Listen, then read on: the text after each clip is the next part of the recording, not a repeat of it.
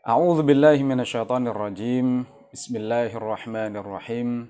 Alhamdulillahi rabbil alamin wa bihi nasta'inu ala umurid dunya waddin. Assalatu wassalamu ala nabiyyina Muhammadin wa ala alihi wa sahbihi ajma'in wa man tabi'ahum bi ihsanin ila yaumiddin. Amin ya rabbal alamin. Assalamualaikum rekan-rekan sekalian yang berbahagia. Alhamdulillahi rabbil alamin.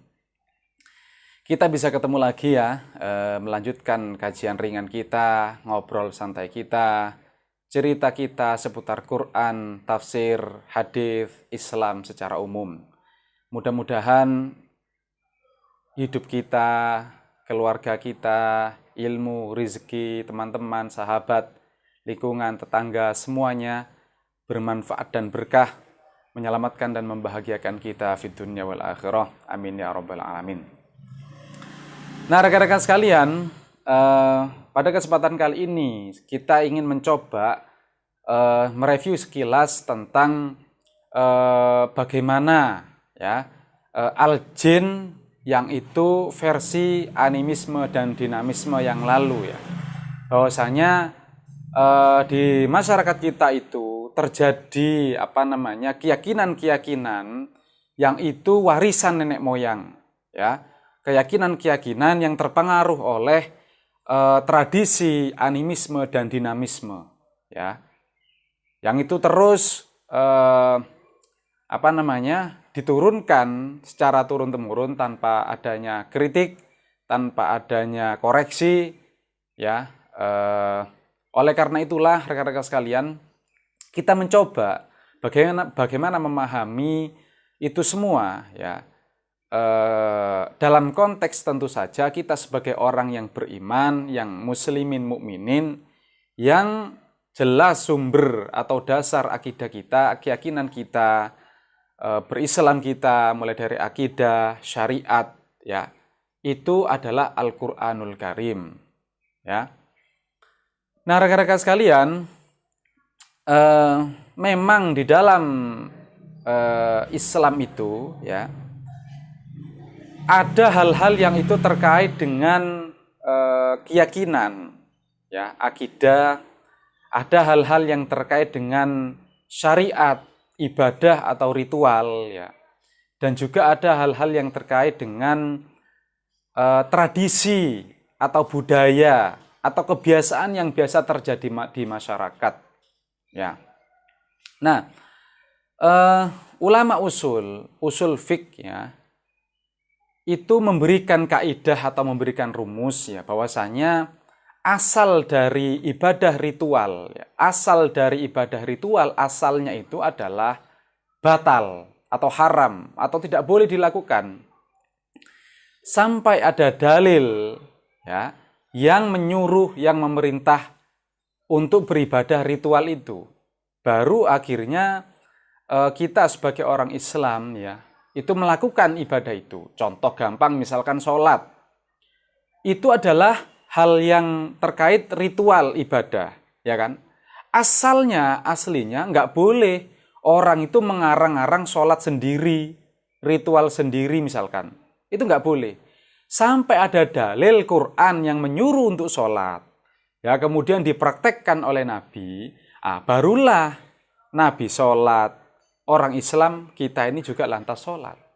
Ritual itu. Ya kan?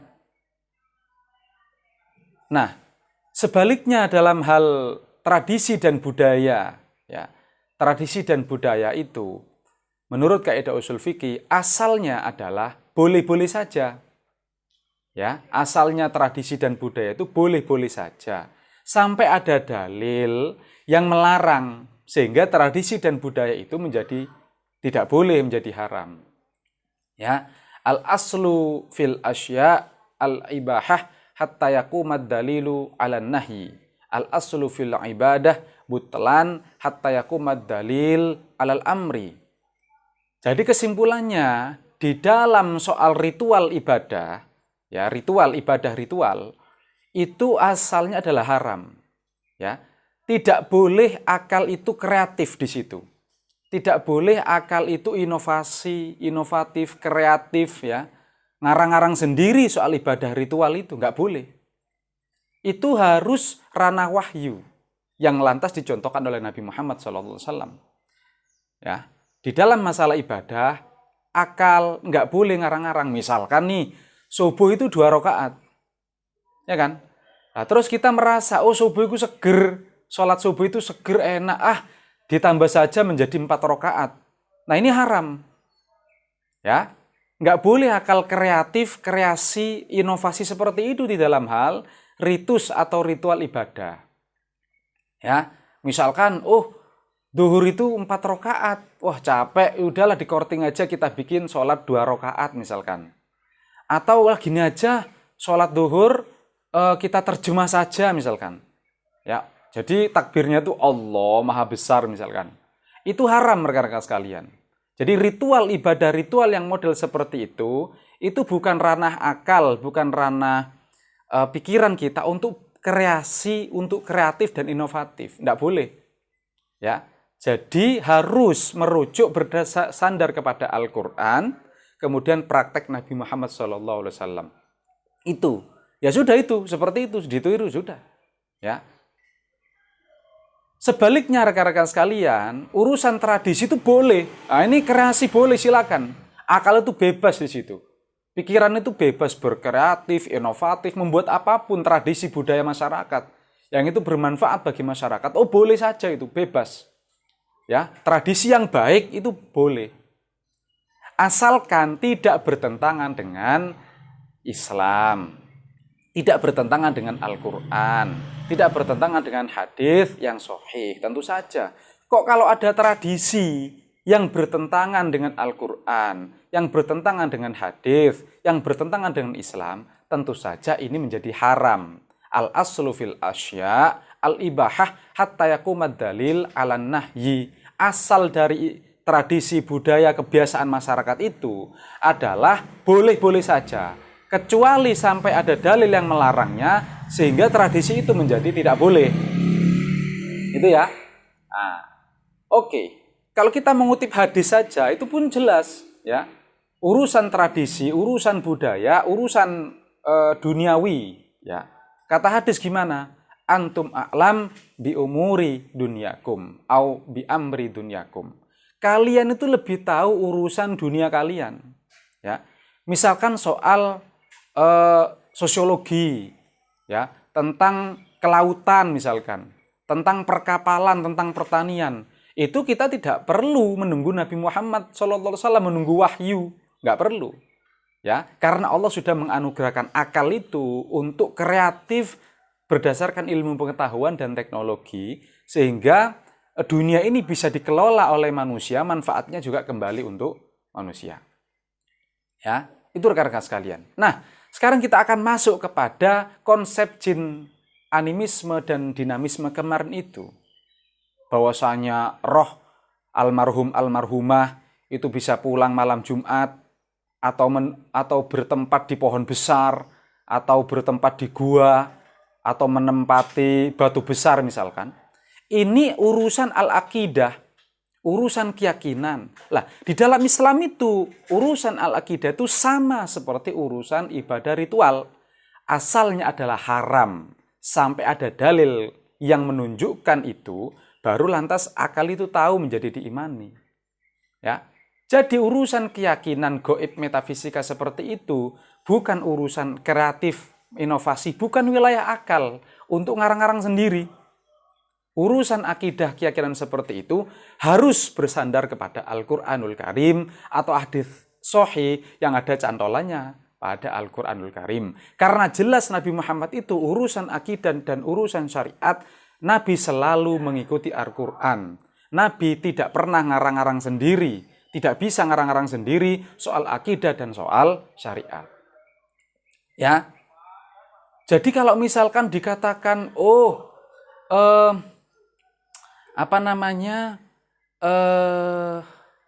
jin itu kalau malam Jumat roh nenek moyang, ya, itu bisa pulang. Lah ini harus ada referensinya rekan-rekan sekalian.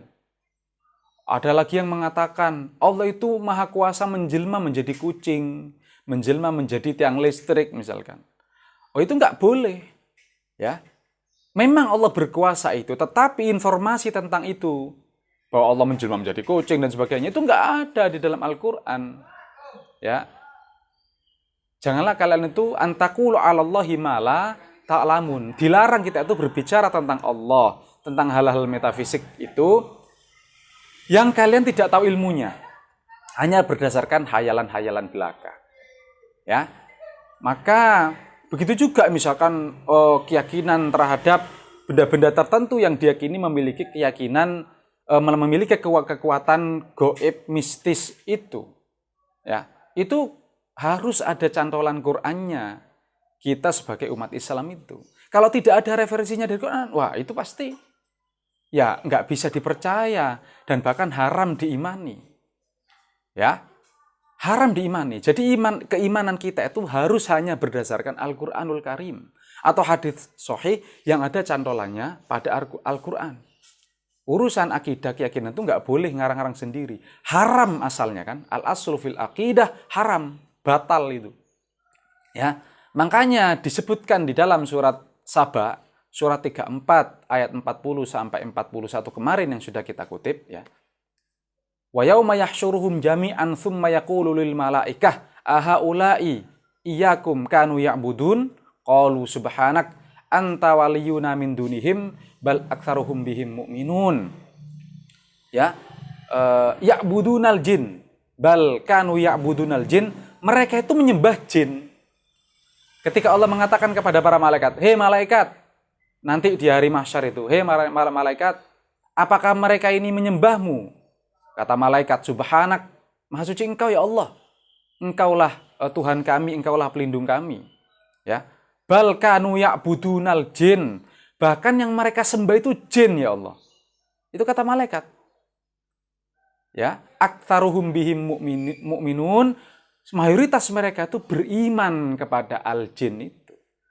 Jadi rekan-rekan sekalian, iman kepada jin-jin hayali, ya, jin-jin yang dikarang-karang sendiri oleh akal manusia.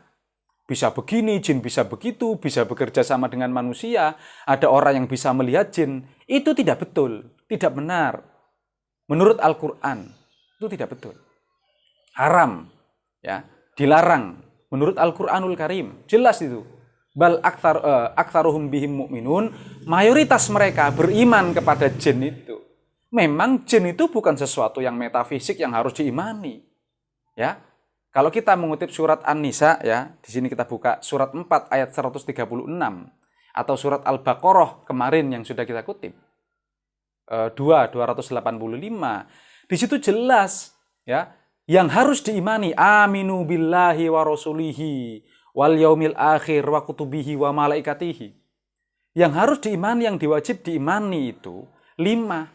Yang pertama iman kepada Allah, kepada malaikat, kepada kitab-kitab, kepada rasul-rasul, dan kepada hari kiamat. Yaumil akhir, hari yang terakhir nanti, hancurnya alam semesta ini. Kejadian masa depan. Itulah yang memang harus diimani. Kalau kepada jin, apalagi jin hayali tadi, itu haram beriman kepada jin hayali yang model seperti itu. Tidak boleh. Ya. Nabi pun sekali lagi informasi tentang akidah keyakinan itu sebatas info Al-Qur'anul Karim. Tidak boleh dan tidak bisa melebihi informasi Al-Qur'anul Karim. Informasi gaib metafisik yang melebihi Al-Qur'anul Karim atau bahkan menghayal-hayal sendiri itu haram, tidak boleh. Ya, untuk menjaga kemurnian keyakinan umat Islam ini sehingga menjadi selamat dan bahagia fid dunya wal akhirah. Itu rekan-rekan sekalian pada kesempatan kali ini yang ingin saya ceritakan ya. Mudah-mudahan ada manfaatnya. Terima kasih atas segala perhatian. Akhiru da'wahum anilhamdulillahirabbil alamin. Assalamualaikum warahmatullahi wabarakatuh.